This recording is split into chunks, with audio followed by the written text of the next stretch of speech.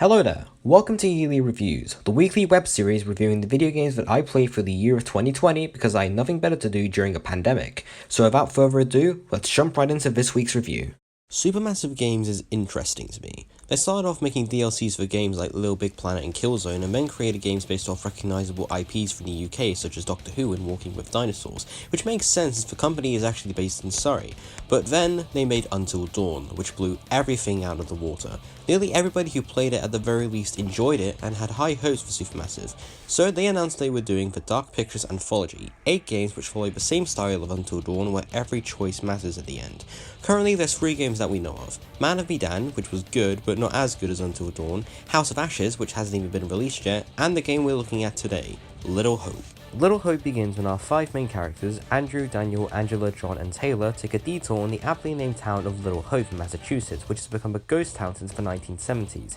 Their bus crashes and they are left stranded in the thick smoke that the town is covered in. They later come face to face with ghostly apparitions from the past, revealing that Little Hope has had a history of witch trials. All the while, the omnipresent curator, who appears in every Dark Pictures game, tells their story. But some bits are missing.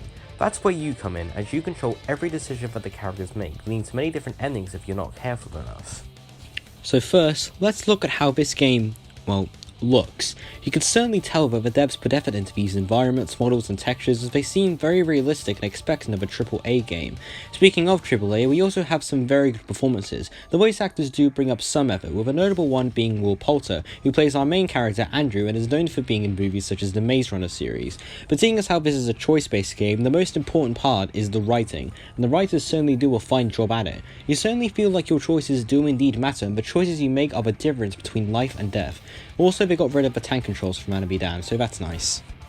But in terms of gameplay, it's just okay. It doesn't really change from the previous mechanics established in Man of Medan, or even Until Dawn for that matter. Also, this game's attempts at horror just end up being little more than a jumpscare that wears out its welcome very quickly. But let's get into what I consider to be the most interesting bit of the game, and that is the ending. Spoilers! So at the end it's revealed that the main character of this game, Andrew, accidentally burnt down his home in the 70s when he was a teen and returned to Little Hope as an adult, and the other characters are just his delusions. Now, I love this ending, but I also hate it. It's a unique twist which, albeit has been done before, but this essentially means that everything in the game was all for nothing, which leaves a sour taste in your mouth after playing. But of course, this doesn't take away from the fact that I still did enjoy my time playing Little Hope. In fact, this is one of the only 3 games that I played for this show that also came out in 2020, which is weird because, this is about the games that I played in 2020, but that's besides the point.